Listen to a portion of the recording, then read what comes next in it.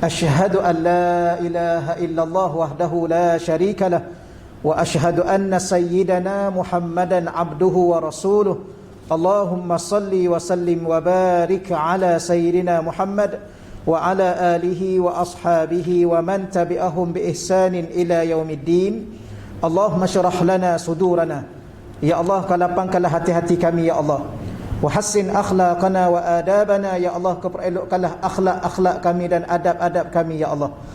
Wa yassir lana umurana fid dunya wal akhirah ya Allah, kepermudahkanlah segala urusan-urusan kami sama ada di dunia dan di akhirat ya Allah.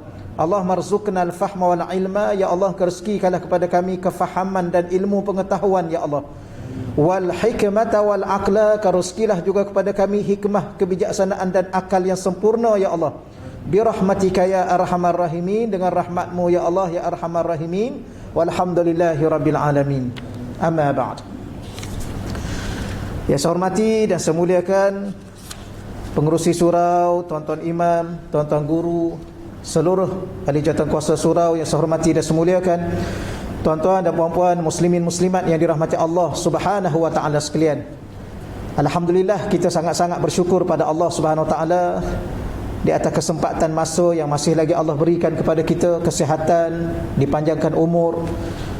Segala-galanya adalah merupakan salah satu daripada perkara yang Allah Ta'ala berikan untuk kita, dan kita gunakan segala nikmat ini tuan-tuan untuk kita berada di rumah Allah, beribadah kepada Allah. Ya, moga-moga dan kita berharap Allah Subhanahu wa taala menerima seluruh ibadah kita insya-Allah. Baik tuan-tuan muslimin muslimat yang dirahmati Allah sekalian, untuk malam ni kita teruskan pada bicara hati yang ketiga, ya, muka surat 75. Adalah sedikit lagi baki-baki perbincangan kita sebelum daripada ini. Saya rasa tuan-tuan boleh bacalah yang lebih itu. InsyaAllah kita terus malam ni kepada bab yang ketiga, iaitu gabungan perbahasan antara hati dan zikir. Bab yang pertama dulu kita belajar tentang hati. Bab yang kedua kita belajar tentang zikir. Bab yang ketiga ni tuan-tuan, kita gabung perbahasan hati dan zikir. Baik, saya ulang lagi sekali, insya-Allah kita bagi yang ada kitab muka surat 75. Tajuk yang pertama dalam bab yang ketiga ni ialah hubungan antara hati dan zikir.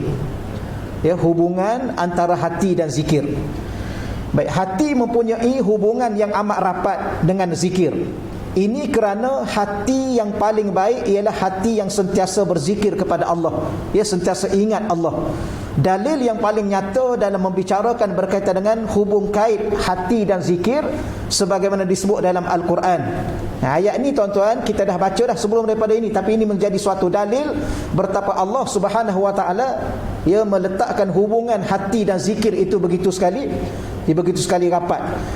Di mana Allah Ta'ala menyebut dalam surah Ar-Ra'd ayat 28, a'udzubillahi minasyaitonirrajim, allazina, orang-orang yang amanu, yang telah beriman, wa tatma'innu qulubuhum, tenteram ataupun menjadi tenteram, qulubuhum, hati-hati mereka, bizikrillah, dengan berzikir kepada Allah. Ayat ni dia ada dua perenggan. Itu perenggan pertama, iaitu Allah Ta'ala mendahulukan perkataan hati dan Allah meletakkan perkataan zikir itu kemudian. Ya, cuba lihat, saya ulang lagi sekali pada tuan-tuan. Tuan-tuan rujuk kembali dalam surah Ar-Ra'd 2 ayat 28. Allazina amanu, orang-orang yang beriman, wa tatma'innu, menjadi tenteram, qulubuhum, hati-hati mereka. Ini Allah dahulukan perkataan hati. Bagaimana Allah mententeramkan hati orang beriman? Bizikrillah, dengan berzikir kepada Allah. Baik, ayat yang sama dalam perenggan yang kedua. Ala, ketahuilah, kata Allah, hanya bizikrillah, hanya dengan berzikir kepada Allah, tatmainnul qulub, hati akan menjadi tenang. Jadi perenggan yang kedua Allah dahulukan perkataan zikir, Allah kemudiankan perkataan hati. Jadi hati, zikir, zikir dan hati. Boleh tuan-tuan sekalian, ya, ini menunjukkan betapa pentingnya hal keadaan hati dengan zikir, sehingga Allah Ta'ala bertanya kepada orang beriman berkaitan dengan perkara tersebut. Yang ayat yang kedua ni dalam bentuk sebuah persoalan daripada Allah, ya, satu persoalan daripada Allah Subhanahu wa Ta'ala. Yang ni tuan-tuan rujuk dalam surah Al-Hadid ayat 16. Allah tanya satu soalan kepada kita, alam ya'ni lil ladzina amanu, belum tibakah masa bagi orang-orang yang beriman, antaksha'a qulubuhum, iaitu khusyuknya hati-hati mereka li zikrillah, kerana berzikir kepada Allah. Allah tanya soalan kepada kita, bila lagi masa? Contoh kalau kita tanya, sekarang ni dah khusyuk ke hati kita? Adalah ustaz, kadang-kala khusyuk, kadang-kala tak khusyuk. Bila nak betul-betul khusyuk? Ya. Bagaimana nak khusyuk? Li zikrillah, kerana berzikir kepada Allah. Selebihnya tuan-tuan bacalah ayat tu ya. Saya bawa beberapa ayat yang ringkas ya, supaya tuan-tuan lihat betapa hubung kait hati dengan zikir ini ya, dalam ayat yang kedua. Baik, seterusnya persoalan dalam ayat tersebut, muka surat 76 ya. Persoalan dalam ayat di atas berkaitan sifat hati yang khusyuk. Ya, salah satu daripada sifat-sifat hati yang ingat Allah ialah hati yang khusyuk. Ya, tengok ni ya. Sebab tu Allah tanya, bila lagi masanya kepada orang beriman untuk khusyuk hati mereka dengan berzikir pada Allah. Apa maksudnya?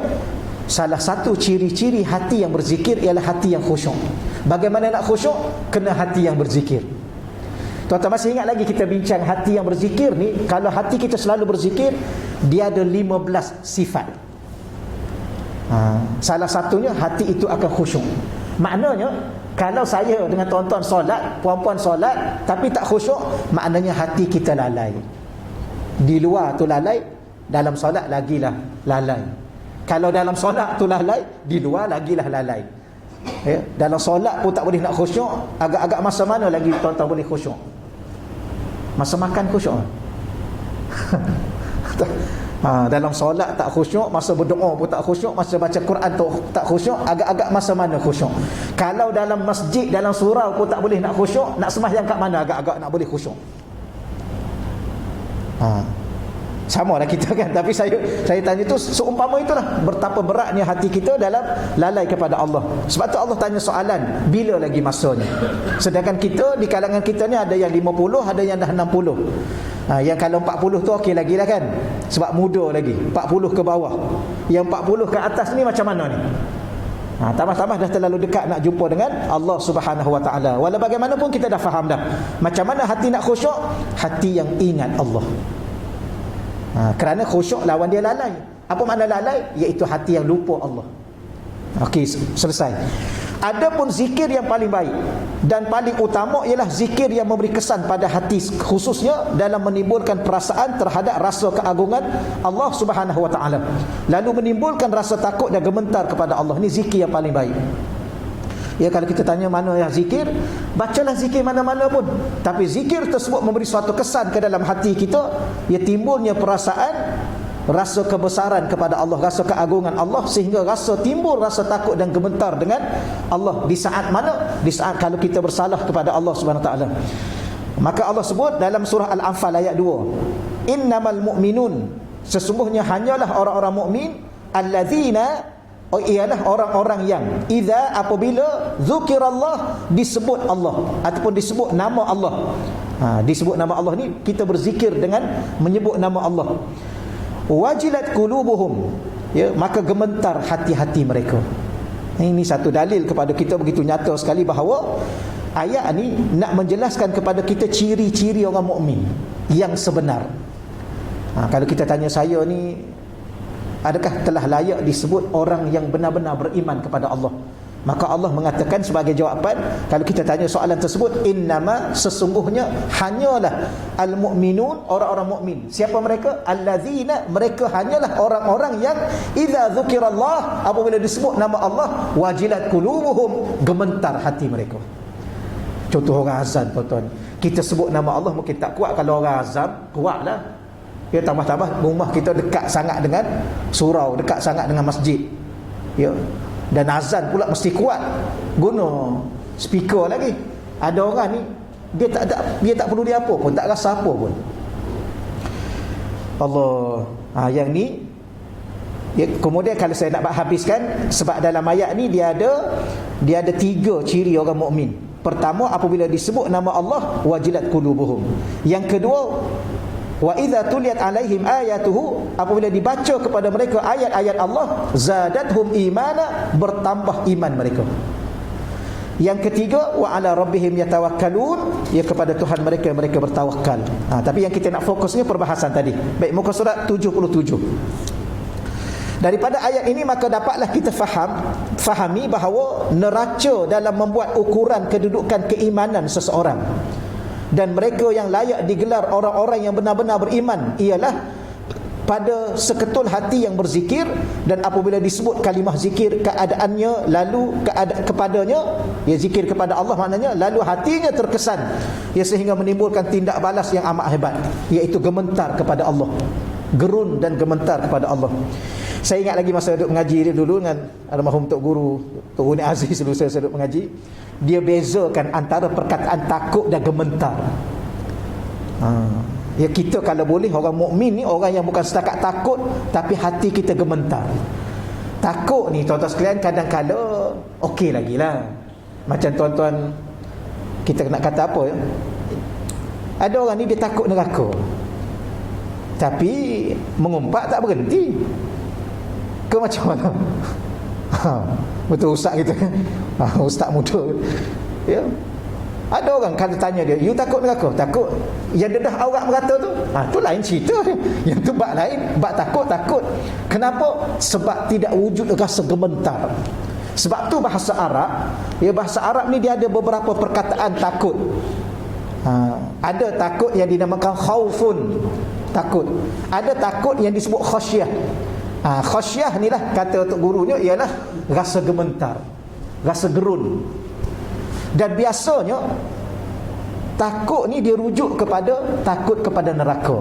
Tapi kalau gerun kepada Allah yang mencipta neraka. Dia neraka ni dia neraka yang sama tapi kadar panas dia berbeza. Itu.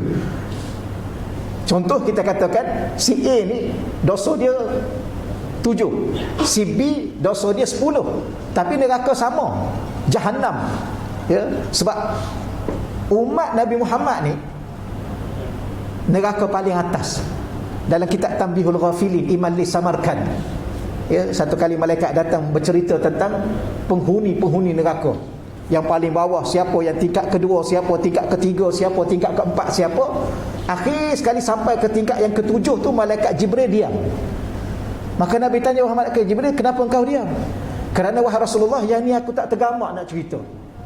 Ya wahai Jibril, ceritalah. Tuan-tuan boleh rujuk balik dalam bab neraka dalam kitab Tanbihul Ghafilin. Adakah kat sini ya? Yang kitab tebal tu. Ya, Tanbihul Imam Li Samarkand. Ya, peringatan kepada orang lalai itu Tanbihul Ghafilin. Maka bila mana Nabi kata wahai malaikat ceritalah, maka malaikat kata wahai Nabi Muhammad, neraka Jahannam ni yang paling atas ni, ya, saya barulah kita terfikir dulu tuan-tuan sekalian. Ya, masa dulu orang bergaduh, dia cakap apa? Jahannam kau. Kan dia cakap macam tu. Kenapa dia tak kata Jahim? Kan neraka kan banyak. Neraka Jahannam, neraka Jahim, neraka apa lagi? Sakar. Tak apalah, biarkanlah tuan-tuan nak bagi tahunya. Neraka yang paling atas sekali, neraka Jahannam, disebut dalam kitab tu lah. Siapa yang masuk situ? Malaikat kata wahai Nabi Muhammad, neraka yang paling atas ni, yang paling ringan ni, ialah umat kamu yang mati dalam keadaan dosa besar, tak sempat nak bertaubat. Sebab tu hukum dosa ni wajib kita bertaubat. Kerana masalahnya bukan pada dosa semata-mata, tapi masalah yang paling besar ialah tidak bertaubat kepada Allah Subhanahu wa taala. Kerana mana ada manusia tak berdosa? Ya, selain Rasulullah, selain itu semua berdosa. Rasulullah maksum, yang selain Rasulullah akan ada dosa. Tapi masalah dosa ni bukan masalah yang paling besar sekali. Yang paling besarnya ialah dia tidak bertaubat dan memohon maaf kepada Allah. Kerana Allah itu kan Tuhan yang Maha Pengampun. Maka bila mana Nabi dengar begitu, Nabi menangis. Ya, Nabi menangis, ya, kerana orang panggil apa? Nabi ingatkan, kerana Nabi berharap tidak ada seorang pun umat Nabi yang masuk neraka. Ya, Nabi Muhammad ni dia ada satu bab yang kita kena belajar, dia panggil sariratun. Suratun, sirah, sarirah. Ni tiga benda yang ulama suruh kita belajar tentang Nabi. Pertama surah. Surah ni diri Nabi yang zahir. Yang tu kena baca kitab Syama'il Muhammadiyah. Yang kedua sirah, daripada Nabi lahir sampai Nabi wafat, itu sirah perjalanan hidup Nabi. Yang ketiga sarirah, jiwa dalam Nabi, hati Nabi, begitu sekali mencintai umatnya. begitu sekali mengharapkan umatnya tak ada satu pun, seorang pun yang masuk neraka. Maka bila mana mendengar khabar berita itu, maka Nabi menangis. Ini dia tuan-tuan sekalian ya.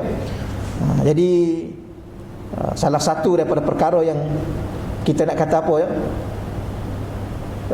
apa yang saya nak sebut tadi pada tuan-tuan ialah ada orang ni dia takut, tapi biasanya kalimah takut itu dalam kitab Risalah Qusyairiyah Imam Qusyairi dia sandar kepada takut kepada azab Allah. Tapi kalau khasyah, gerun kepada Allah itu sendiri yang mencipta neraka. Kenapa? Kerana Allah boleh mengurangkan kadar-kadar kepanasan neraka yang sama, tapi panasnya berbeza.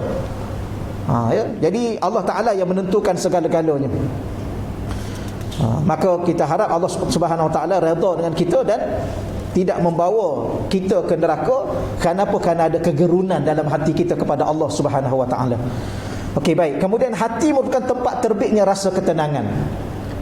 Ya, hati tempat terbitnya rasa ketenangan dan kelapangan. Baik, tuan-tuan sekalian ya. Tadi ayat yang ke berapa tadi kita baca? Yang pertama saya baca tadi pada tuan-tuan. Ya, hati ni dia tempat tenang. Macam mana nak tenang? Zikir. Dia tenang ni tuan-tuan, dia macam bahagia juga, tenang dan bahagia. Bahagia ni di mana tuan-tuan bahagia? Di duit ke? Patutlah dia bahagia, duit dia banyak. Ya. Ya ke? Yang duit banyak pun tak bahagia. Patutlah dia bahagia sebab dia handsome. Ya ke tuan-tuan? Bukan pada rupa bahagia, bukan pada rupa, bukan pada harta. Bahagia bukan pada pangkat. Bahkan orang pangkat tinggi lah tak berapa bahagia hidup dia, tak berapa tenang. Bimbang ya? Bimbang. Jangan main-main tuan-tuan dalam dunia yang ada hari ni. Tapi bahagia di mana? Di hati. Tenang pun juga, tenang juga di hati. Macam mana hati nak tenang? Kita dah baca tadi surah Ar-Ra'd 28. Allah kata, ala bi zikrillah tatma'innul qulub. Hanya dengan beringat Allah hati boleh tenang. Tuan-tuan ingat lagi saya hurai pada tuan-tuan yang awal-awal dulu. Kita ni tuan-tuan hanya ingat Allah. Allah tu ayat yang pertama tadi, muka surat 75 tu. Ala, ketahuilah, hanya dengan ingat Allah hati boleh tenang. Apa maksud? Kita ingat selain Allah, hati kita tak tenang. Ingat suami kadang-kadang tak tenang. Betul tak ya? Ya, kau ingat suami tak tenang.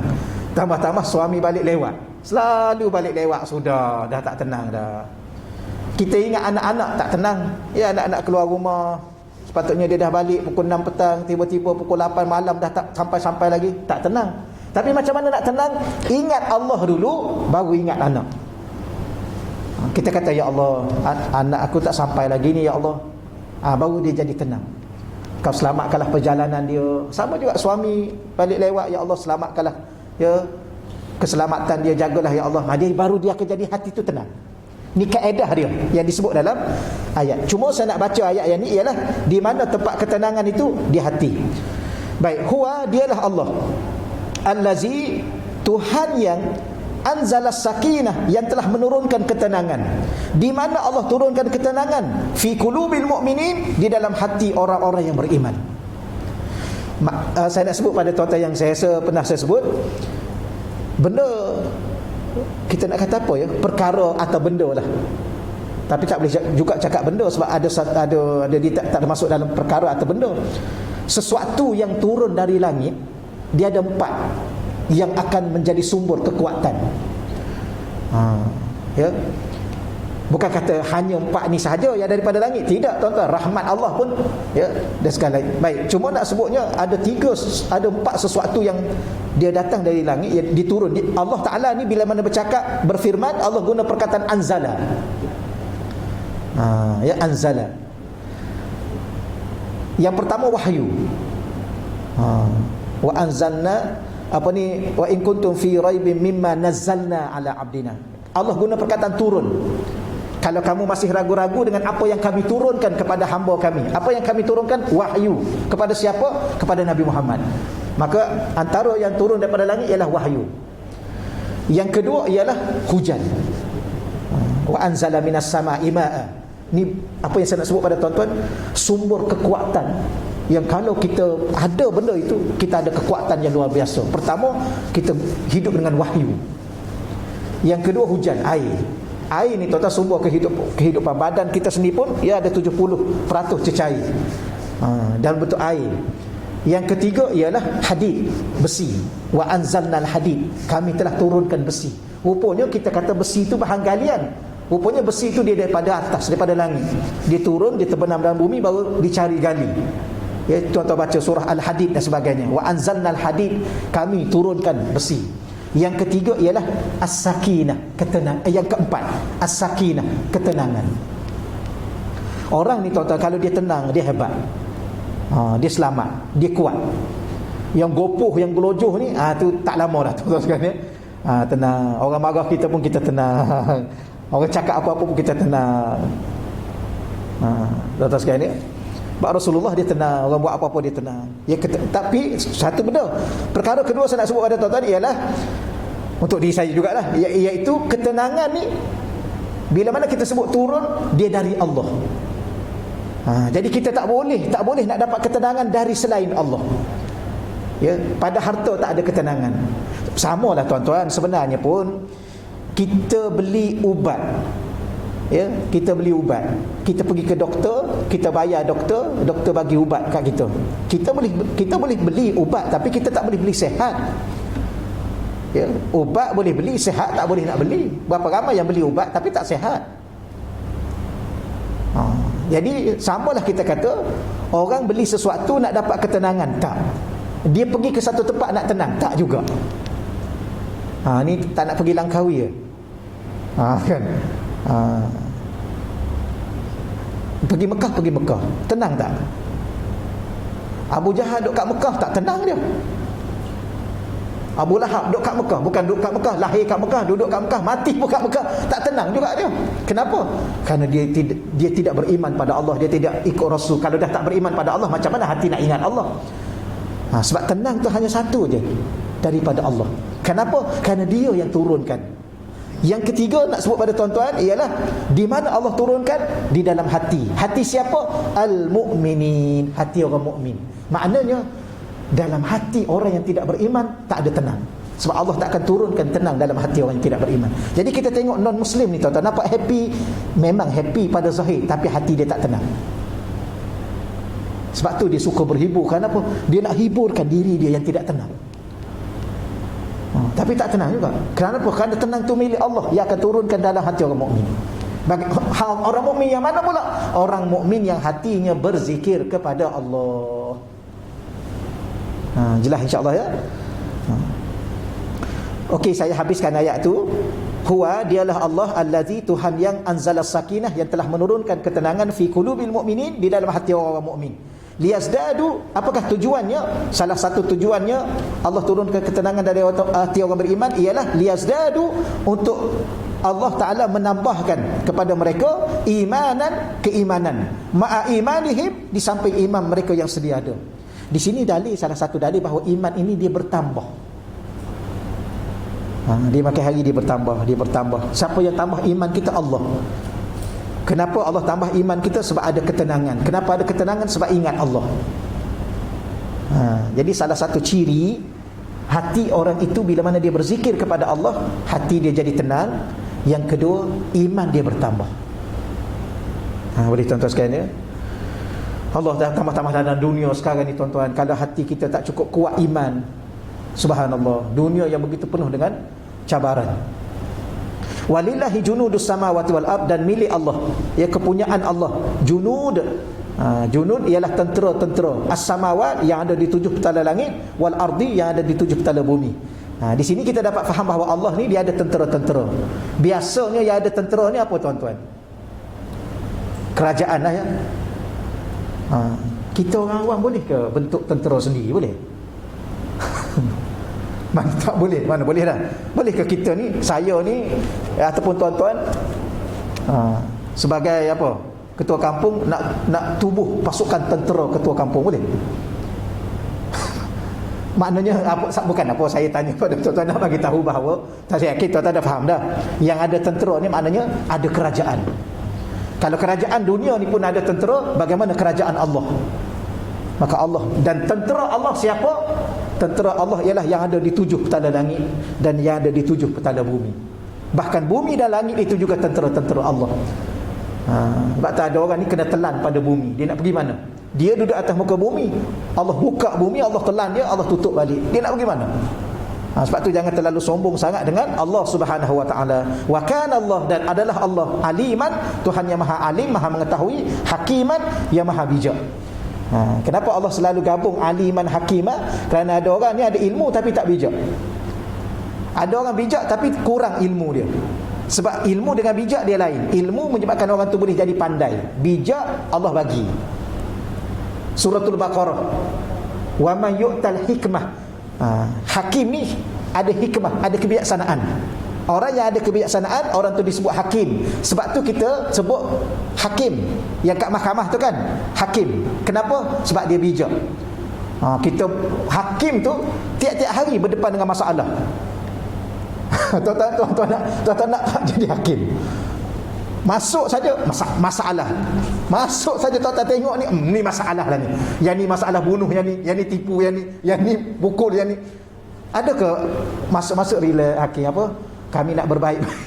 Kami ni dah lama baik. Buat apa datang mahkamah? Ya, orang yang datang mahkamah tu yang bergaduh, kemudian nak berbaik. Maka hakim ni kena bijak. Bijak ni Allah anugerah. Mana dalil dalam suratul Baqarah, wa man yu'tal hikmah, sesiapa yang diberi kebijaksanaan. Maknanya kebijaksanaan diberi. Tapi sebenarnya ilmu ni pun tuan-tuan diberi juga oleh Allah. Ya, wa ma utitum minal ilmi, tidak aku beri ilmu kepada kamu illa qalila, kecuali sedikit saja ilmu kamu. Tapi ada orang dia rasa banyak ilmu dia, padahal semua orang ni ilmu dia sedikit. Ya, kecuali Sayyidina Nabi sallallahu alaihi wasallam, Nabi kita Muhammad, kerana dia belajar langsung dengan Allah.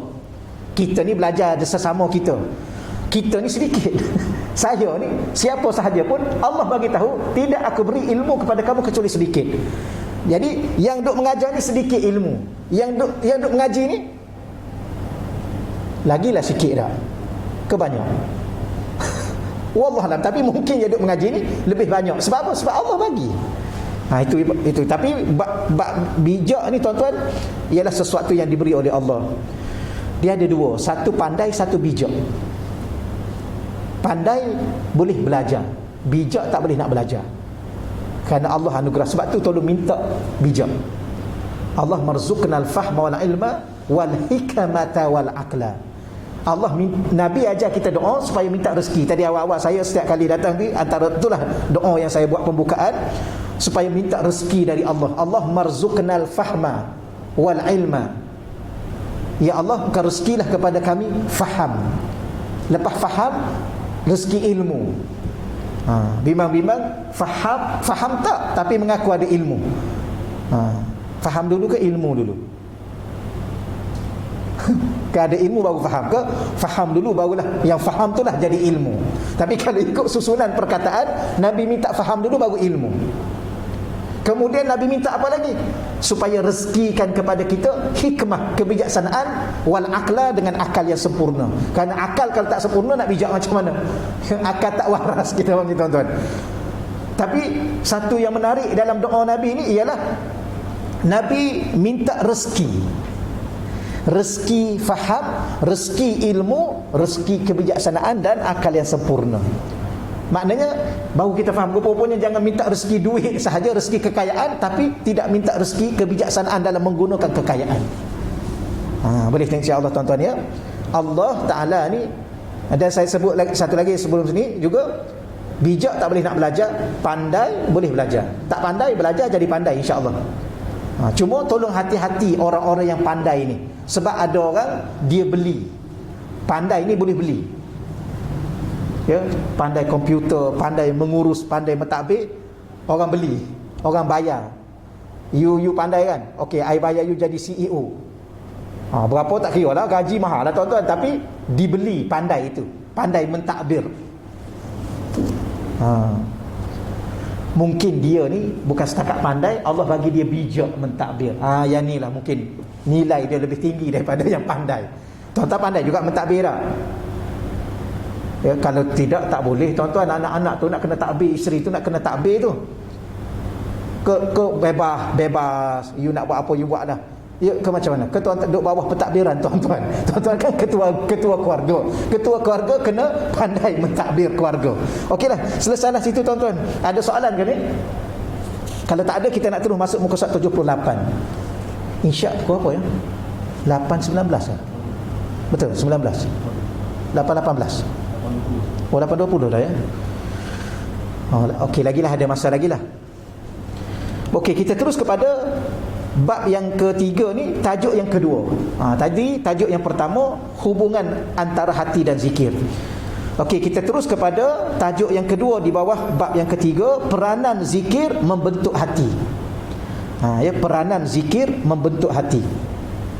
Saya nak terus baca tuan-tuan. Yang pertama, bagaimana zikir membentuk hati kita? Zikir membentuk hati yang tenang. Itu yang pertama.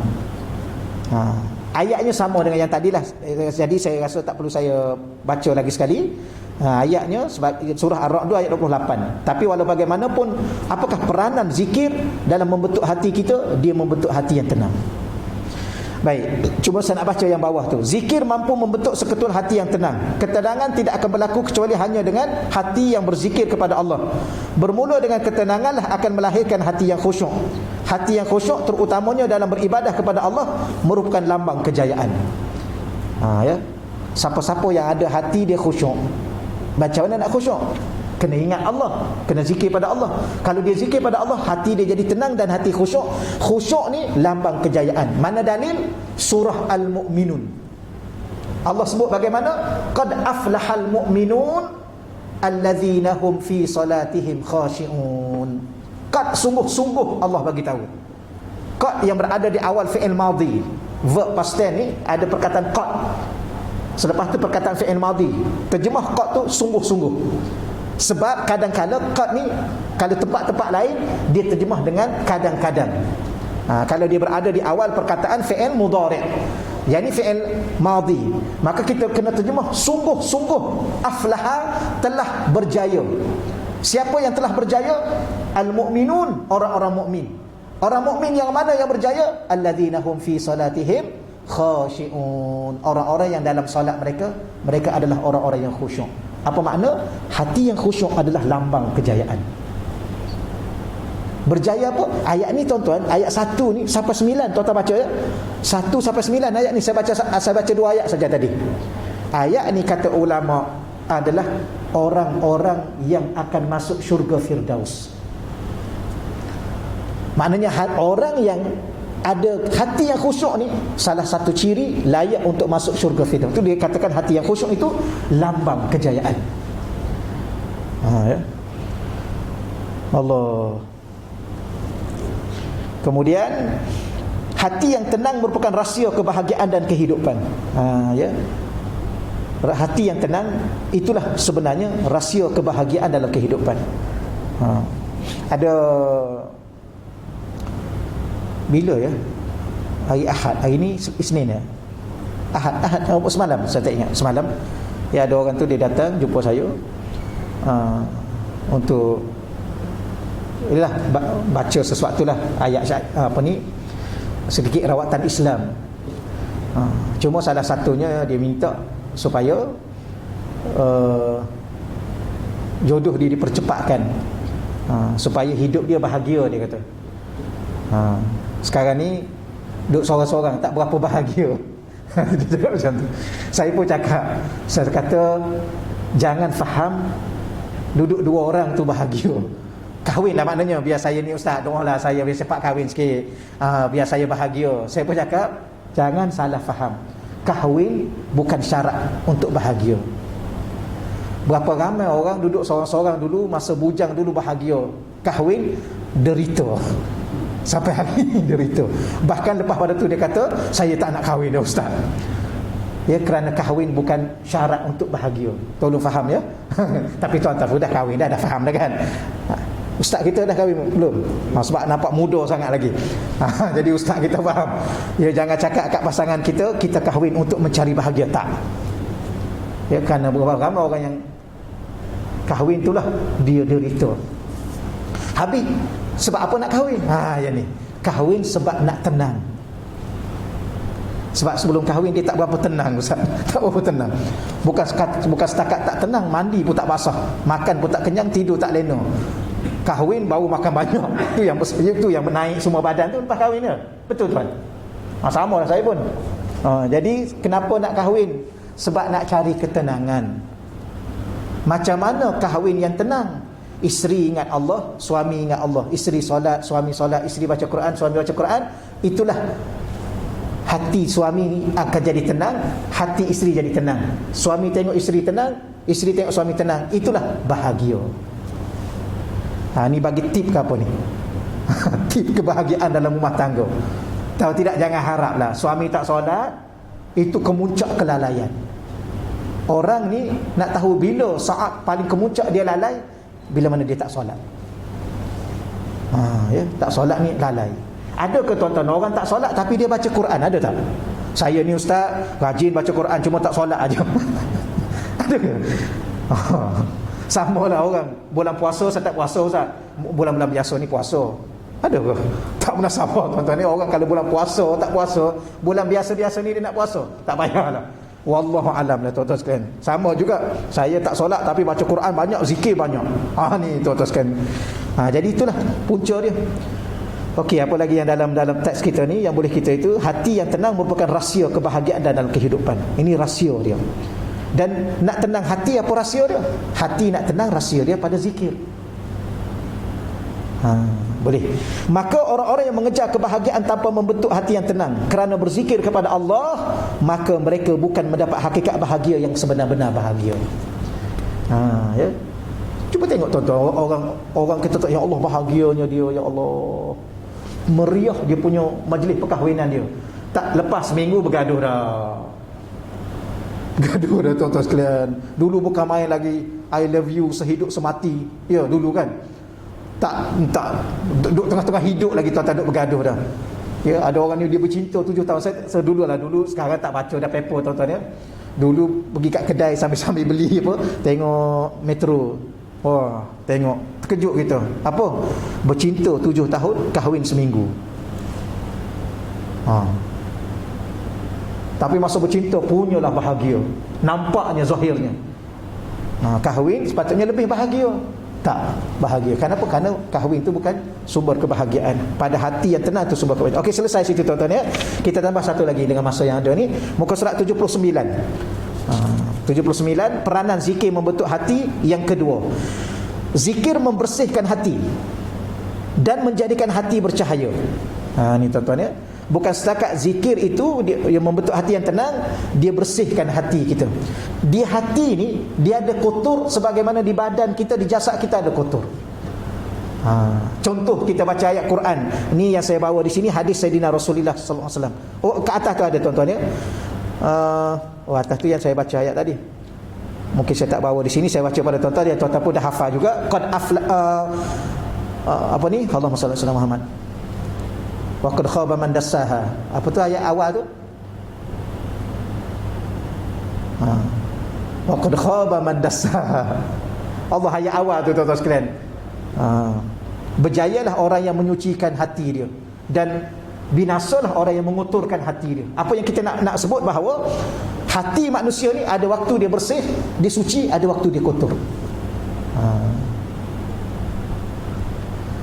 Jadi bagaimana kalau hati itu kotor? Kalau badan kita kotor, kita kena mandi. Kalau baju kita kotor, kita kena cuci. Tapi kalau hati kita kotor, hati kotor ni ialah kena zikir.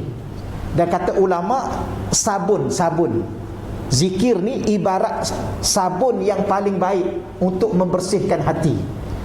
Saya tanya tuan-tuan mandi pakai sabun tak? Pakailah ya. Kejanji mandi. Cuma saya nak tanya, bila mana tuan-tuan mandi pakai sabun, saya nak tanya boleh tak? Saya tahu dah, tuan-tuan pun tahu juga. Tuan-tuan mandi pakai sabun fat ke? Mana ada ustaz sabun fat tu untuk basuh baju? Maknanya sabun tu sendiri dia ada jenis dia. Ada untuk baju, ada untuk badan. Ada sabun pula untuk muka saja. Betul tak ya? Ke pakai klorok? Tak ada. Sama juga hati. Itu kata ulama. Maka sabun yang paling baik untuk bersih hati adalah zikir. Maka hati ini akan jadi bersih dengan zikir. Hadis di situ saya rujuk dalam kitab Mursyidul Amin Imam Ghazali. Ya, qala Rasulullah sallallahu alaihi wasallam, Nabi mengatakan bunyad din, dibina agama ini ala nasafah. Bunya dibaca dengan dipanggil bina majhul. Bunya dibina ad-din, agama ini ala nasafah, di atas kebersihan. Ya, agama tak akan tertegak kalau dengan kotor. Bersih tu laisat an-nazafah muradatan fi siyaq, bukan dimaksudkan bersih itu pada pakaian sahaja, bal fil qalbi, bahkan juga di hati. Sebab tu orang yang syirik kepada Allah ni hati dia kotor. Bukan setakat kotor. Kalau kita baca dalam surah Allahumma salli alaihi wasallam, ada satu surah tu sebut innamal musyrikuna najasun. Sesungguhnya orang kafir musyrik ni adalah najis. Berat tu ayat tu. Innamal musyrikuna najasun. Orang kafir musyrik ni adalah najis. Maka apakah najis yang dimaksudkan? Pada hati dia, bukan pada pakaian dia, bukan pada badan dia. Sebab kita tengok dia pun mandi juga, dia pun pakai sabun mandi juga. Maka dia bersih, wangi, tapi hati dia kotor. Kotor tu diibarat bukan kotor biasa, kotor sampai tahap najis. Jadi bagaimana zikir zikir, salah satu fungsi dia, peranan dia adalah membersihkan hati kita daripada syirik, daripada riak, daripada kufur, daripada takabur, hasad dan sebagainya. Jadi macam kalau orang tanya, ustaz, macam mana saya nak buang perangai saya ni ustaz? Hati saya ni cepat marah lah. Perangai panah baran ke apa? Sikit je nak marah. Zikir tuan-tuan sekalian. Dan niat supaya hati tu jadi lembut. Saya ni kurang sabar lah ustaz. Dia sabar ni kat mana tuan-tuan sabar ni? Sabar pun di hati juga. Ya. Kalau kita zikir, insya-Allah hati kita jadi sabar. Sabar ni dia perlu kekuatan. Orang tak kuat, dia tak boleh nak sabar. Macam mana nak kuat? Hatilah nak kena kuat. Kuat apa? Kuat menahan. Tahan. Ya. Orang kata kat kita, sabar sekejap. Apa orang sabar tu? Tahan sekejap. Itulah sabar. Macam mana nak hati nak tahan supaya hati jadi kuat? Zikir. Karena zikir itu sumber kekuatan. Bukan setakat itu, dia bercahaya. Azan. Terus azan. Azan dululah tuan-tuan, lebih baik azan. Bukan lebih baik, tersangat baik. Ya, kawan-kawan kita yang duduk kat rumah, ya, dengar azan rasa nak datang. Macam kita lah kan, duduk tunggu azan, tiba-tiba tak datang. Betul. Allah Rabbi.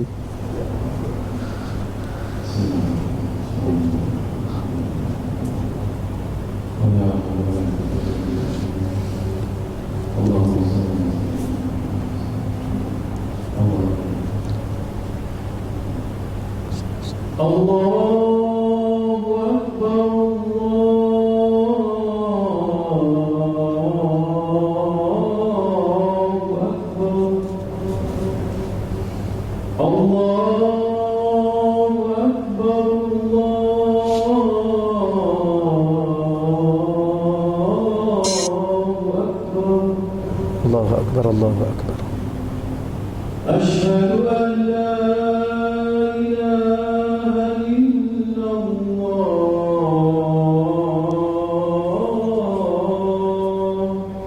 Asyhadu an la ilaha. Asyhadu an la ilaha illallah.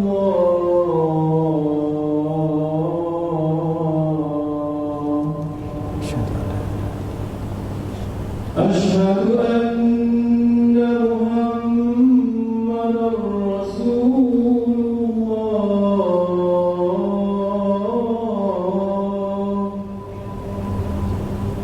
Asyhadu anna Muhammadar Rasulullah.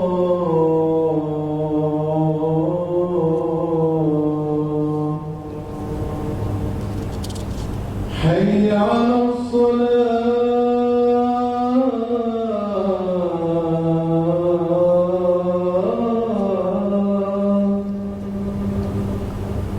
حي على الصلاة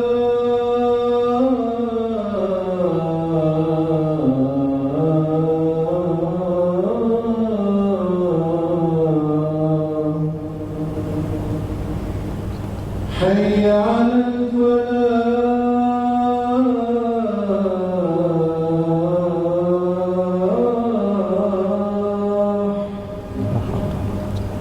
حي على الفلاح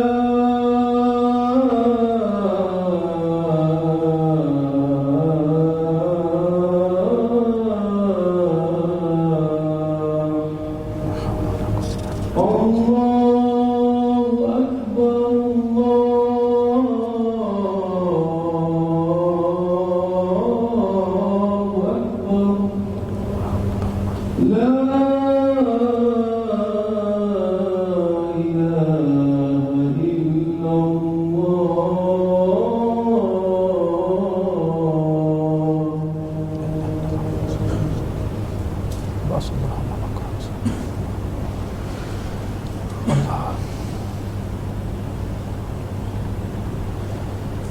Baik, saya sambung 1-2 minit lagi tuan-tuan ya, untuk habiskan tajuk kita ni, yang perkara kedua ni. Jadi saya ulang balik bahawa zikir ni membersihkan hati dan menjadikan hati itu bercahaya. Yang bersih tu kita dah bincang, kita bincang perkara kedua, dia menjadi bercahaya. Ya, dalam kitab Haqaiq An-Tasawuf, dia dalam kitab Haqaiq An-Tasawuf, Syekh Abdul Qadir Isa, beliau berkata annahu, bahawa sesungguhnya zikir yunawwirul wajha wal qalba, dia boleh mencahayakan ya wajah kita dan hati kita, dia dah nampak bercahaya. Baik, tuan-tuan sekalian, salah satu daripada perkara yang juga saya pernah sebut bahawa menjadi keperluan dalam hidup kita ni, salah satunya ialah cahaya, ataupun dalam bahasa lain, cahaya merupakan satu keperluan dalam hidup. Dan cahaya ni dia ada dua. Satu, cahaya yang menyuluh zahir kehidupan kita. Satu lagi, cahaya yang menyuluh batin, jiwa kita. Kerana apa? Kerana zahir hidup kita ni dia ada mata. Ni mata ni, mata ni dia boleh melihat dengan cahaya. Ya. Sebagaimana kita faham juga bahawa kita ada satu lagi mata, iaitu mata hati. Maka sebagaimana mata zahir ni perlu kepada cahaya untuk melihat, dia begitu jugalah mata hati kita, dia perlu kepada cahaya untuk dia melihat. Dan apakah cahaya untuk mata hati kita? Ialah zikir. Maka bila mana kita berzikir, bukan sekadar hati kita itu bersih, maka hati kita bercahaya. Sebagaimana ibarat Al-Imam Al-Ghazali rahimahullahu ta'ala, hati kita ni macam cermin. Hati ni dia macam cermin. Cermin ni tuan-tuan, bila mana dia bersih, dia bercahaya. Ya, sebab tu kita boleh nampak wajah kita dalam tu. Kerana dia mengeluarkan satu benda yang terang. Apa makna cahaya? Cahaya ni ialah dia menampakkan sesuatu, itu cahaya. Dulu pernah saya tanya kan, tuan-tuan nampak apa ni? Tuan-tuan kata nampak dinding. Cuba tutup lampu. Tutup lampu tak nampak dah dinding, nampak gelap. Buka lampu baru nampak dinding. Sebenarnya nampak apa?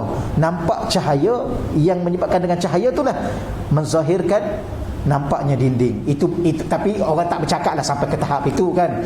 Nanti falsafah pula. Ni bila jadi ahli falsafah ni, tuan nampak apa tuan? Saya nampak cahaya. Wah, dengan cahaya tu menampakkan dinding. Oh, tak payahlah tuan-tuan bercakap macam tu. Tapi sebenarnya begitu. Ya, kalau nak tahu, tutuplah lampu. Kalau dah tutup tak nampak. Nampak apa? Kegelapan. Cahaya itu adalah yang menampakkan apa yang ada di dalam. Begitulah, bila mana hati kita bercahaya, barulah kita nampak dosa, nampak pahala. Ya, nampak halal, nampak haram. Betul ya? Tuan-tuan nampak tak? Kalau saya tunjuk pada tuan-tuan, tuan-tuan nak yang mana ni? A dengan B ni. A ni duit, B pun duit. Tapi A ni duit halal, B ni duit haram. Tuan-tuan nak yang mana?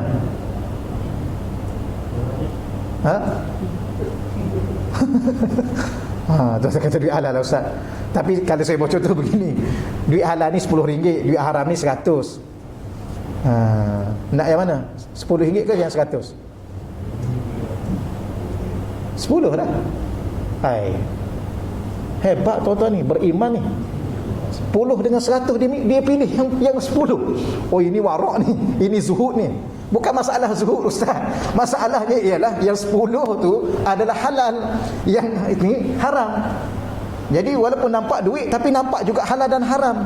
Sebenarnya dua-dua ni kalau tanya nampak apa ni? Nampak duit lah tuan-tuan, yang 100 pun duit, tapi nampak halal dan haram.